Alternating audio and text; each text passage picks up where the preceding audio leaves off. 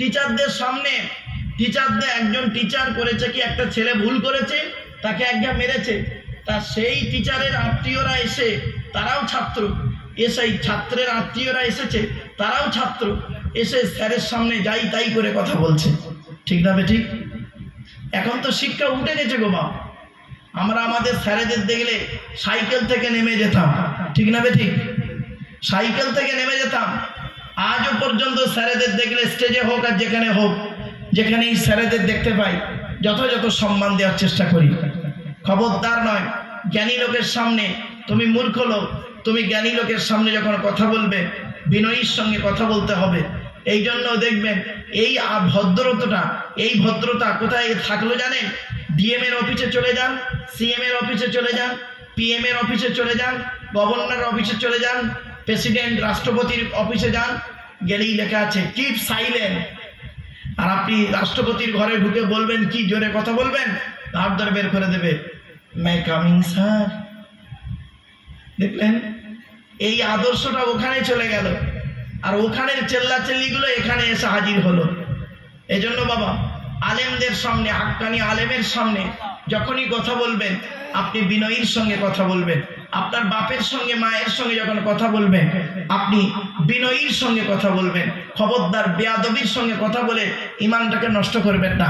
তাই আল্লাহ রাব্বুল আলামিন বললেন, ইয়া আইয়ুহাল্লাযীনা আমানু, হে ঈমানদার বান্দাগণ, লা তারফাউ আসওয়াতাকুম ফাওকা সাউতিন নবী, তোমরা তোমাদের গলার আওয়াজকে নবীর আওয়াজের থেকে জোরে করো না।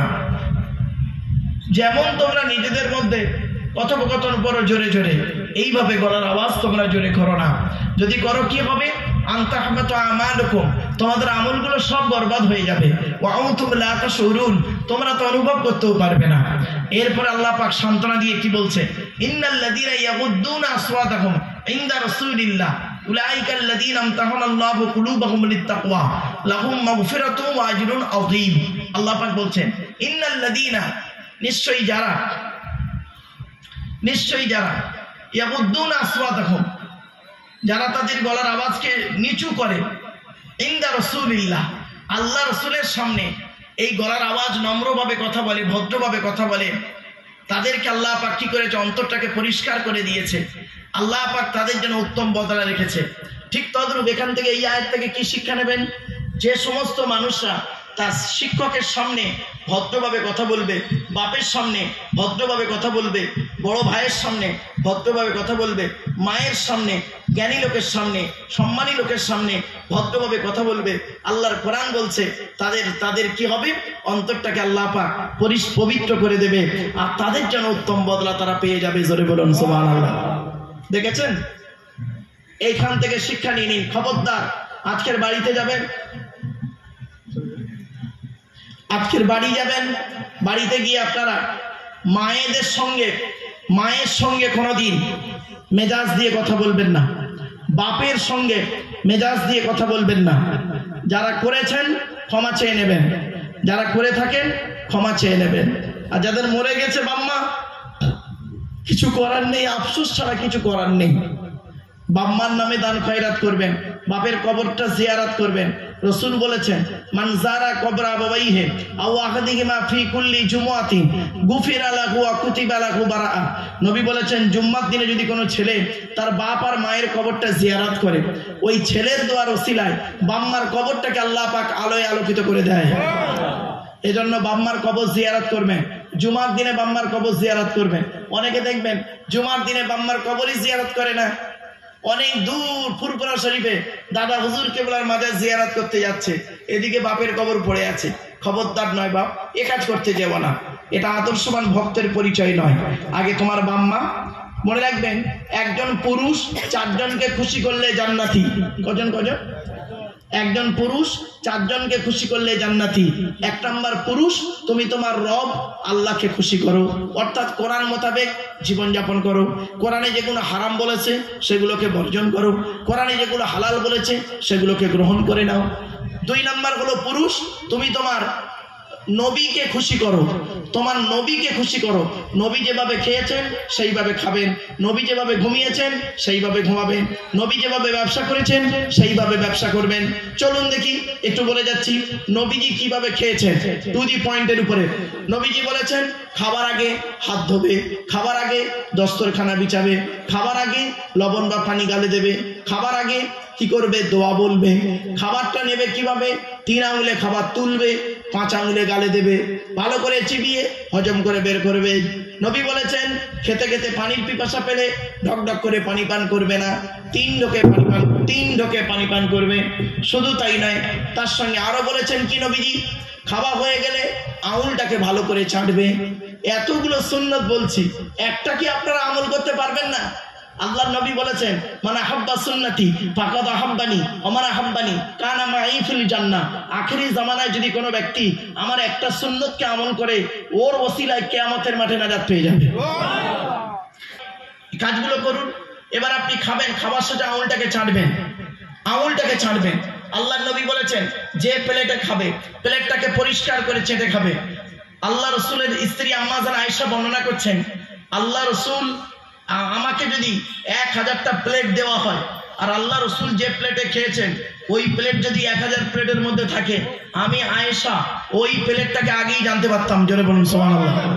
মানে আল্লাহ রসুলের প্লেটটা অত্যন্ত পরিষ্কার থাকতো। আর আপনি একজন আলেম মানুষ, আপনি একজন বক্তা মানুষ, আমি একজন বক্তা মানুষ, আমি খেতে বসেছি আর আমার খাওয়া দেখে আপনি তো শিখবেন। আমি যদি নিজেই গাবড়া হয়ে খাই তাহলে আপনি কি আমার থেকে শিখবেন? আপনার তো ধারণাই উনি নিজেই তো সুন্নতের মধ্যে নেই। আমার বাপেরা, এগুলো অত্যন্ত উচিত আমাদেরকে পরিবর্তন করা। চলো, এরপরে নবীজি বললেন কতটা পরিমাণ খাবে, পেটটাকে 3টে ভাগে ভাগ করবে। প্রথম ভাগটা খাবার দিয়ে ভর্তি করবে, দ্বিতীয় ভাগটা পানি দিয়ে ভর্তি করবে, তৃতীয় ভাগটা ফুল ফাঁকা রাখবে, হজমের উপকার হবে। এ চাচা নবী ভক্ত বেবাড়িতে দাওয়াত খেতে গেছে, পেটটাকে 3টে ভাগে ভাগ করেছে। প্রথম ভাগটা লুচি মিষ্টি ঢুকিয়ে ভর্তি করেছে, দ্বিতীয় ভাগটা বিরিয়ানি ঢুকিয়ে ভর্তি করেছে, তৃতীয় ভাগটা দই মিষ্টি থামস আপ চাটনি পাঁপড় স্যালাড। আর জায়গা নেই চাচার পেটে, চেপে চেপে চেপে চেপে পান মশলা। রাস্তার ওপারে গিয়ে চাচা আমার বমি করে দিয়েছে। বেবাড়িতে গিয়ে নাকি একটা লোক 70 পিস রসগোল্লা খেয়েছে, আর সে মানুষের বাচ্চা না কুমিরের বাচ্চা। মিষ্টি খাওয়ার সুন্নত বলে 70 পিস।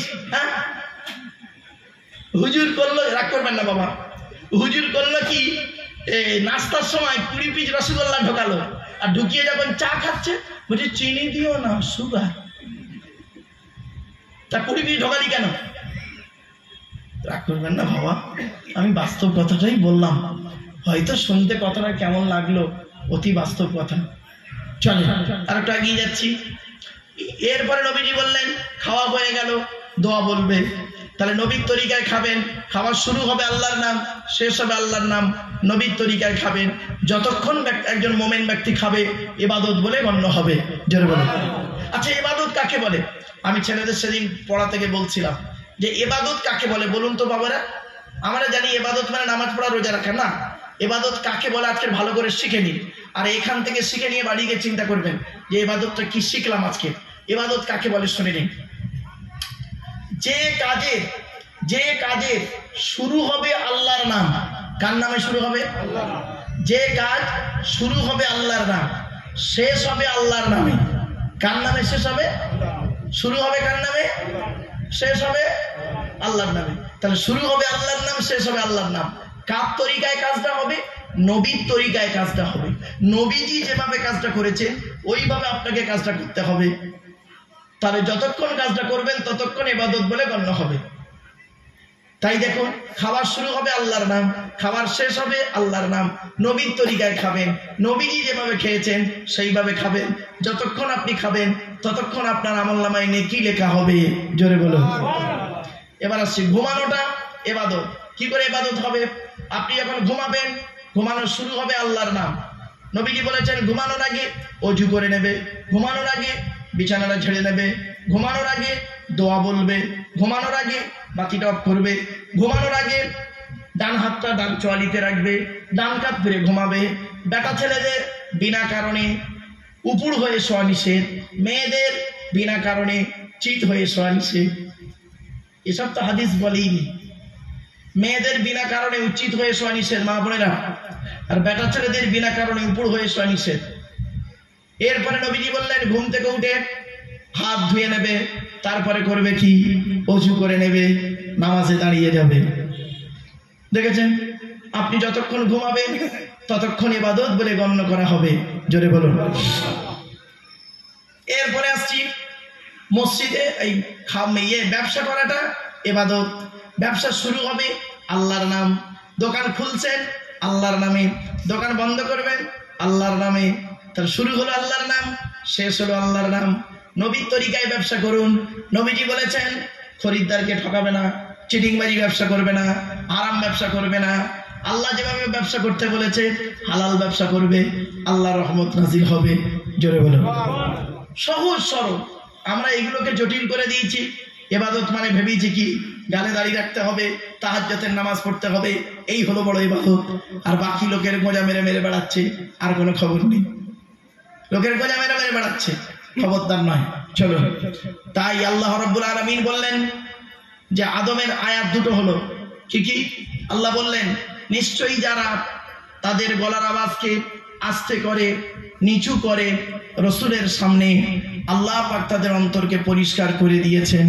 উলাইকাল্লাযীনা আমতাহানাল্লাহু কুলুবাহুম লিত্তাকওয়া, তাকওয়ার কারণে, পরেজগারিতার কারণে আল্লাহ পাক তাদের অন্তরকে পরিষ্কার করে দিয়েছে। লাহুম মাগফিরাতুন ওয়া আজরুন আযীম, আল্লাহর কাছে রয়েছে তাদের জন্য উত্তম বদলা। এবার একটা নতুন ঘটনা আসছে, ঘটনাটা শুনে নিন প্রথম, তারপরে আয়াতটা বলবো।